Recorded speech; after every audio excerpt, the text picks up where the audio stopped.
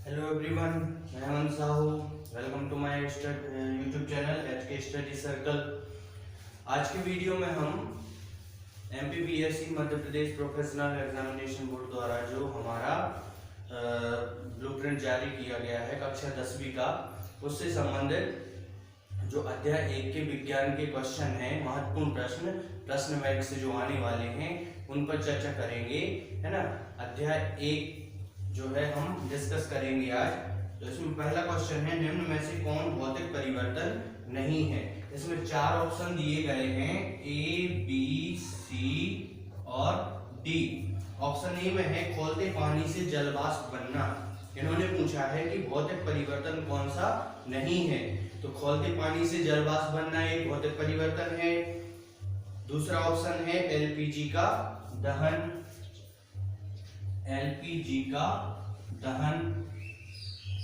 और तीसरा ऑप्शन है बर्फ का पिघलकर जल बनना और नमक का पानी में घुलना। ठीक है, तो ये 3 जो ऑप्शन है A, C और D, ये तीनों कैसे परिवर्तन है, भौतिक परिवर्तन है। जबकि इन्होंने पूछा है निम्न में से कौन सा भौतिक परिवर्तन नहीं है, तो हमारा आंसर क्या हो जाएगा, LPG का दहन, क्योंकि एक कैसा परिवर्तन है, रासायनिक परिवर्तन है। ठीक है, ये था क्वेश्चन 1। क्वेश्चन 2 पूछा गया है, निम्न में से रासायनिक समीकरण में कौन से संक्षिप्त रूप क्रियाकारक, अभिकारक एवं उत्पादों को सही भौतिक अवस्था को प्रदर्शित करते हैं।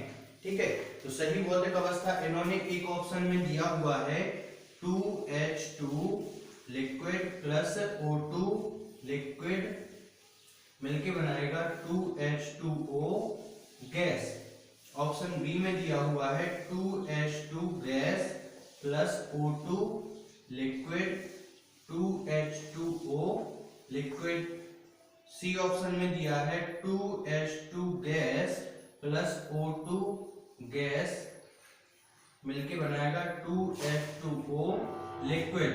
और ऑप्शन डी में 2H2 gas plus O2 gas मिलके बनाएगा H2O गैस। अब इन 4 ऑप्शन में से ये कह रहे हैं कौन सा सही भौतिक परिवर्तन को प्रदर्शित करता है। हाइड्रोजन गैस है ना कि लिक्विड, तो ये हमारा आंसर हो गया गलत। ठीक, हाइड्रोजन गैस है, ऑक्सीजन यहाँ इन्होंने बोल दिया है लिक्विड, तो ये भी ऑप्शन हो गया गलत।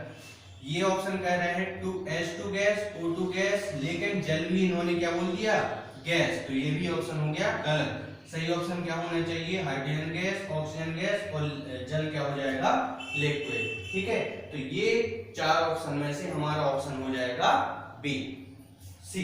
ठीक है, थर्ड क्वेश्चन है, जल का विद्युत अपघटन एक अपघटन अभिक्रिया है, हाइड्रोजन एवं ऑक्सीजन के निकलने में मोल अनुपात होगा। तो मोल अनुपात क्वेश्चन 3 में हम जानते हैं कि जल का फॉर्मूला क्या होता है, H2O। मतलब यहाँ पर हाइड्रोजन के कितने भाग हैं, 2 भाग हैं, और ऑक्सीजन का कितना भाग है, 1 भाग है। तो ये क्या हुआ, अनुपात 2:1। यहाँ पर ऑप्शन 3 दिए हुए हैं A, B, C, D, तो हमारे बी ऑप्शन में दिया हुआ है 2:1। तो ये अपना आंसर जो है क्या हो जाएगा, सही हो जाएगा।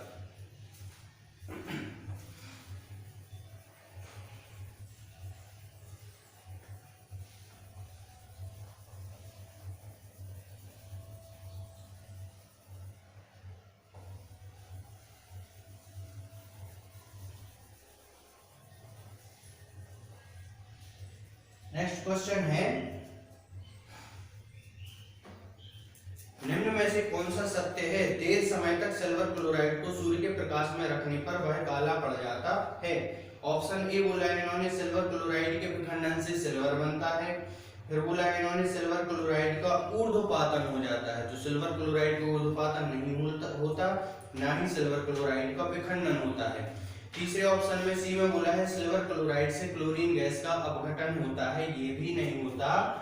चौथा ऑप्शन है सिल्वर क्लोराइड का उपचयन हो जाता है।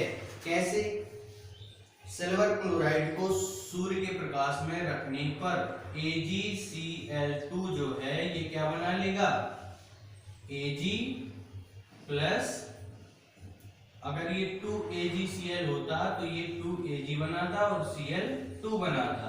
तो यहाँ पर जो हमारा ऑप्शन डी है ये क्या हो जाएगा, सही, क्योंकि यहाँ पर सिल्वर क्लोराइड का क्या होता है, उपचयन होता है। ठीक है, सिल्वर क्लोराइड का उपचयन क्यों होता है, क्योंकि सिल्वर क्लोराइड को जब हम ऑक्सीजन की उपस्थिति में रखते हैं तो ये क्या बनाता है, AgO का निर्माण कर लेता है। ठीक है, यहाँ पर क्या हो जाएगा, ये तो है ये अभिक्रिया, लेकिन सिल्वर क्लोराइड ऑक्सीजन से क्रिया करके क्या बना लेता है, इस अभिक्रिया में AgO बना लेता है और साथ में क्या होता है, क्लोरीन गैस जो है मुक्त हो जाती है। यहाँ पर एक जो है सिल्वर है, यहाँ पर भी है, एक ऑक्सीजन यहाँ से ऐड हुआ और क्लोरीन कितने हो गए, 2। तो हमारा ऑप्शन क्या होगा, डी, क्योंकि यहाँ पर उपचयन मतलब ऑक्सीजन का योग, तो सिल्वर के साथ में ऑक्सीजन का योग हो जाता है, जिसके कारण ये सिल्वर ऑक्साइड का क्या कर लेता है, निर्माण कर लेता है। ठीक है, क्वेश्चन 5 जो है ये क्या था, क्वेश्चन 4 था। क्वेश्चन 5 क्या कहता है, बेरियम क्लोराइड का अमोनियम सल्फेट से अभिक्रिया करके बेरियम सल्फेट और अमोनियम क्लोराइड बनाता है, कौन सा कथन सही प्रकार प्रदर्शित करता है। तो जैसे अपन इस अभिक्रिया को लिखें कि 2BaCl प्लस 2NH4 SO4 मिलके क्या बनाएगा, 2BaSO4 प्लस 2NH4Cl। ये कह रहे हैं बेरियम क्लोराइड अमोनियम सल्फेट से क्रिया करके बेरियम सल्फेट और अमोनियम क्लोराइड बनाता है। तो ये बेरियम सल्फेट क्या है, अवक्षेप है, मतलब ये कौन सी अभिक्रिया हुई, इस अभिक्रिया का नाम पूछा है, तो ये कौन सी अभिक्रिया हो जाएगी, अवक्षेपीकरण अभिक्रिया। ठीक है, तो हमारा आंसर क्या हो जाएगा, बी। ठीक, क्वेश्चन 6 में इन्होंने पूछा है निम्नलिखित में से कौन सी संयोजन अभिक्रिया है। तो इनमें से केवल एक ऑप्शन ऐसा है जो संयोजन अभिक्रिया को दर्शाता है, वो क्या है, 4Al प्लस 3O2 जब हीट दी जाएगी, इसको गर्म किया जाएगा तो ये निर्माण करता है 2Al2O3। एल्यूमिनियम कितने हो गए, 2 दूनी 4 और 3 दूनी 6 क्या हो गए, ऑक्सीजन हो गए।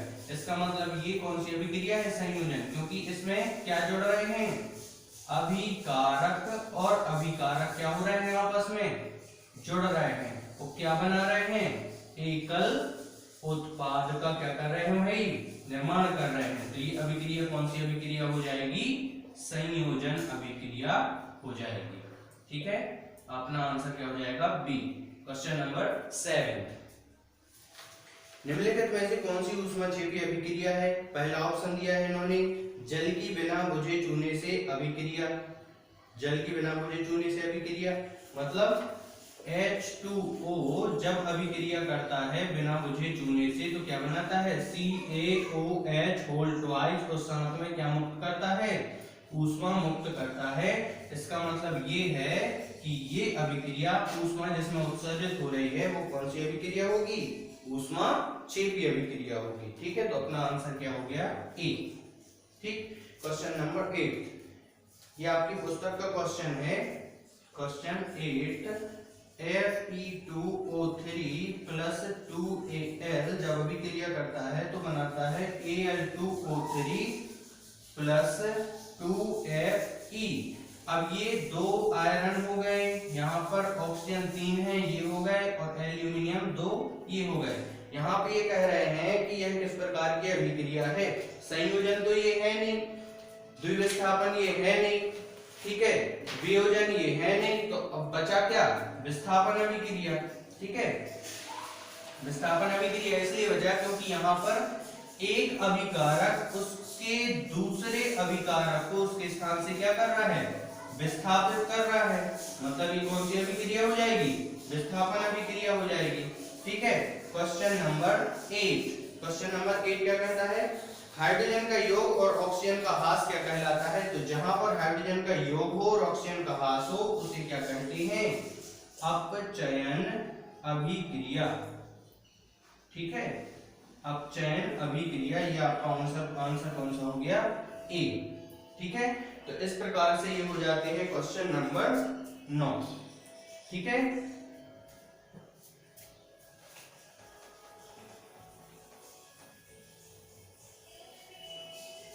नेक्स्ट क्वेश्चन है क्वेश्चन नंबर 10 कि यदि जिन अभिक्रियाओं में ऊष्मा का अवशोषण होता है उन्हें क्या कहते हैं। तो जिन अभिक्रियाओं में ऊष्मा का अवशोषण होता है, बड़ा आसान सा आंसर है, उन्हें क्या कहा जाता है, ऊष्मा शोषी अभिक्रिया। मतलब क्वेश्चन 10 जो है इसका आंसर हो जाएगा सी, ऊष्मा शोषी अभिक्रिया। ठीक है, ऊष्मा शोषी अभिक्रिया। क्वेश्चन नंबर 11, लेड नाइट्रेट का रासायनिक सूत्र क्या है। तो इसमें सही आंसर जो है वो है बी, PbNO3 का होल ट्वाइस। ये है लेड नाइट्रेट, ये लेड है और ये नाइट्रेट है। क्वेश्चन नंबर 12, क्वेश्चन नंबर 12 है एक रासायनिक अभिक्रिया में शामिल होते हैं। तो देखो ये कह रहे हैं आवरणों का टूटना, आवरणों का जुड़ना, कोई परिवर्तन नहीं, और आवरणों का टूटना एवं जुड़ना दोनों। तो आवरण किसी रासायनिक अभिक्रिया में टूटते भी हैं और जुड़ते भी हैं, बंधों का निर्माण भी होता है और बंध जो है यहाँ पर टूटते भी हैं। इस प्रकार से ये क्या हो जाएगा, क्वेश्चन नंबर 12 का आंसर की आपका डी जो है, यहाँ बंध टूटते भी हैं और बंध आपस में जुड़ते भी हैं। ठीक है, क्वेश्चन नंबर 13, निम्न में से कौन एक रासायनिक परिवर्तन की विशेषता नहीं है। ये कह रहे हैं रंग में परिवर्तन, तो रंग में परिवर्तन होता है। गैस का उत्सर्जन, तो गैस का उत्सर्जन भी होता है। तापक्रम में परिवर्तन, तो तापक्रम, तापमान बढ़ता भी है घटता भी है ना। अकेला कौन सा नहीं है, तो आकार में कभी भी परिवर्तन नहीं होता। जिस आकार की जो भी अभिकारक होंगे उसी आकार में ये दिखाई देते हैं। ठीक है, तो किसी प्रकार के आकार में परिवर्तन नहीं होगा, तो आंसर हो जाएगा डी। क्वेश्चन नंबर 15, ठीक है, क्वेश्चन 14 क्या है, खाद्य पदार्थों का कार्बन डाइऑक्साइड और पानी में टूटना क्या कहलाता है, ऊष्मा क्षेपी अभिक्रिया। खाद्य पदार्थों का जो है कार्बन डाइऑक्साइड और पानी में टूटना जो है वो होता है ऊष्मा क्षेपी अभिक्रिया। क्योंकि जब इस अभिक्रिया में हमारा कोई भी खाद्य पदार्थ टूटता है तो कार्बन डाइऑक्साइड भी मुक्त होती है और साथ साथ में जल भी मुक्त होता है। तो 14वें क्वेश्चन का क्या हो जाएगा, सी। क्वेश्चन नंबर 15, निम्न में से कौन सी रासायनिक समीकरण सही और संतुलित हैं। तो यहाँ पर ऑप्शन सी जो है वो क्या कह रहा है, N2 + 3H2 मिलके क्या बनाएगा, 2NH3। क्योंकि यहाँ पर नाइट्रोजन 2 है, यहाँ पर भी 2 है, हाइड्रोजन 3 दूनी 6 है, यहाँ पर भी 6 है। ये क्या हो गया आपका, किस चीज का फॉर्मूला है, ये है आपके अमोनिया का फॉर्मूला। इस प्रकार से हो जाएगा आपका क्वेश्चन नंबर 15 का आंसर। क्वेश्चन नंबर 16, 2KCl यहाँ पर जो है आपका 2KClO3 जो एक सॉलिड है, जब ये हीट और जो है कैटलिस्ट मतलब आपके किसी उत्प्रेरक की साथ अभिक्रिया करता है तो निर्माण करता है 2KCl जो सॉलिड है प्लस 3O2 जो क्या है एक गैस है। तो ये पूछ रहे हैं निम्न में से कौन सी अभिक्रिया है। तो यह एक ऊष्मा शोषी प्रकृति की अपघटन अभिक्रिया है। आपका आंसर हो जाएगा ए। क्वेश्चन नंबर 17, क्वेश्चन 17 में ये पूछा गया है, इसमें निम्न में से कौन सी प्रक्रिया रासायनिक अभिक्रिया है। तो रासायनिक अभिक्रिया में 4 ऑप्शन दिए गए हैं। एक गैस सिलेंडर में उच्च दाब पर ऑक्सीजन गैस को संग्रह करती है, ये बिल्कुल नहीं है ना, क्योंकि ये क्या है आपका गैसों का इकट्ठा किया जाना मतलब संग्रह किया जाना मतलब कंप्रेस्ड किया जाना। दूसरा ऑप्शन है वायु का द्रवीकरण, बिल्कुल नहीं। चाइना डिश में पेट्रोल को खुले में रखना, ये एक ऊर्ध्वपातन की अभिक्रिया है। ऑप्शन डी, तांबे के तार को हवा की उपस्थिति में जब उच्च ताप पर हम गर्म करते हैं तब ये अभिक्रिया कौन सी हो जाती है, आपकी रासायनिक अभिक्रिया हो जाती है। क्योंकि तांबे का तार क्या है, Cu है, और हवा की उपस्थिति में जब हम क्या करते हैं इसको गर्म करते हैं ऑक्सीजन की उपस्थिति में, तो ये क्या बनाता है 2CuO2, तो 2CuO ये निर्माण हो जाता है कॉपर ऑक्साइड का। इस प्रकार से कौन सी अभिक्रिया हो जाएगी आपकी, ऑप्शन डी जो है आपका ये क्या हो जाएगा, आंसर हो जाएगा। ठीक है, क्वेश्चन नंबर 18, क्वेश्चन नंबर 18 में इन्होंने पूछा है निम्न में से कौन सी द्विविस्थापन अभिक्रिया है। तो हमने अभी लिखी हुई थी ऊपर जो है क्या लिखी थी Na2SO4 जब सोडियम सल्फेट अभिक्रिया करता है बेरियम क्लोराइड से तो ये निर्माण करता है काय का 2NaCl plus BaSO4 barium sulphate और सोडियम क्लोराइड मतलब लवण का निर्माण करता है। तो इस प्रकार की अभिक्रिया हो गई आपकी द्विविस्थापन अभिक्रिया हो गई। ये क्वेश्चन हो गया आपका 18। क्वेश्चन नंबर 19 क्या कहता है निम्न अभिक्रिया एक उदाहरण है। क्वेश्चन में दिया हुआ है MnO2 प्लस 4HCl जब अभिक्रिया करता है तो MnCl2 plus 2H2O plus Cl2 का निर्माण करता है। ये आपकी पुस्तक का एक क्वेश्चन है। ये पूछ रहे हैं निम्न में से कौन सी अभिक्रिया है। तो ध्यान से अगर देखें तो यहाँ ऑक्सीजन का योग भी हो रहा है हाइड्रोजन के साथ और हाइड्रोजन का ह्रास भी हो रहा है, इसलिए कौन सी अभिक्रिया है रेडॉक्स अभिक्रिया है, क्योंकि यहाँ पर आपका उपचयन भी हो रहा है और साथ में आपका अपचयन भी हो रहा है। इस प्रकार से इस अभिक्रिया का नाम क्या हो जाएगा रेडॉक्स अभिक्रिया। ठीक है, क्वेश्चन नंबर 20। ठीक है, तो ये आपका सी हो गया आंसर। क्वेश्चन नंबर 20 क्या कहता है निम्न में से कौन सी एक रासायनिक अभिक्रिया नहीं है। तो लौह पदार्थ का जंग लगना रासायनिक अभिक्रिया है, क्योंकि लोहे में जंग लगती है तो जंग एक नए पदार्थ का निर्माण करती है।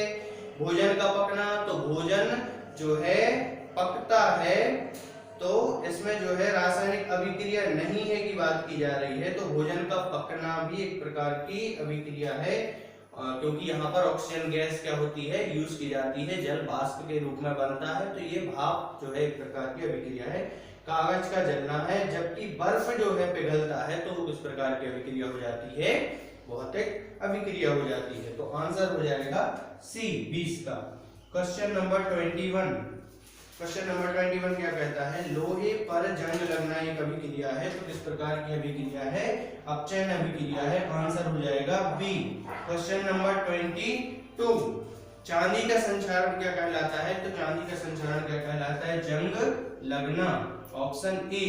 क्वेश्चन नंबर 23 रासायनिक अभिक्रिया में भाग लेने वाले पदार्थ क्या कहलाती हैं।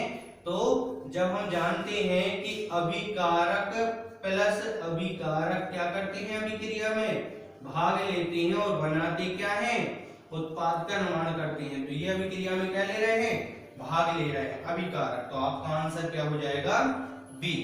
ठीक है, इस प्रकार से हो गया क्वेश्चन नंबर 23।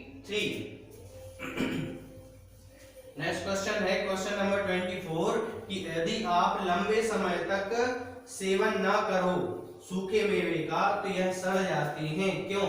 क्योंकि यहाँ पर आप जानते हो कि ये वायुमंडल में उपस्थित ऑक्सीजन से क्या कर लेंगे क्रिया कर लेंगे, जिस कारण से ये क्या बना लेंगे ऑक्साइड की परत बना लेंगे, जिस कारण से हमारा जो खाद्य पदार्थ है वो क्या हो जाएगा उपचयित हो जाएगा, और उपचयित होगा जिसके कारण ये क्या हो जाते हैं सड़ जाते हैं। मतलब हमारा आंसर क्या हो जाएगा ऑप्शन क्वेश्चन नंबर 24 का ऑप्शन सी विकृत गंधिता। ठीक है, विकृत गंधिता। क्वेश्चन नंबर 25 क्या कहता है निम्न में से कौन सा एक संतुलित रासायनिक समीकरण में उल्लेख नहीं है। तो आंसर होगा आपका ए, क्योंकि यहाँ पर ना तो आपका प्रेशर यूज होता है और ना ही होता है यहाँ पर टेम्परेचर। दैट मीन्स ताप और दाब का जो है उल्लेख नहीं किया गया है संतुलित रासायनिक समीकरण में। अभिकारक और उत्पाद की अवस्था भी होती है कि वो किस अवस्था में है, ठोस है, द्रव है या गैस है। अभिकारक उत्पाद का द्रव्यमान भी होता है कि कितने अणु उसमें भाग ले रहे हैं।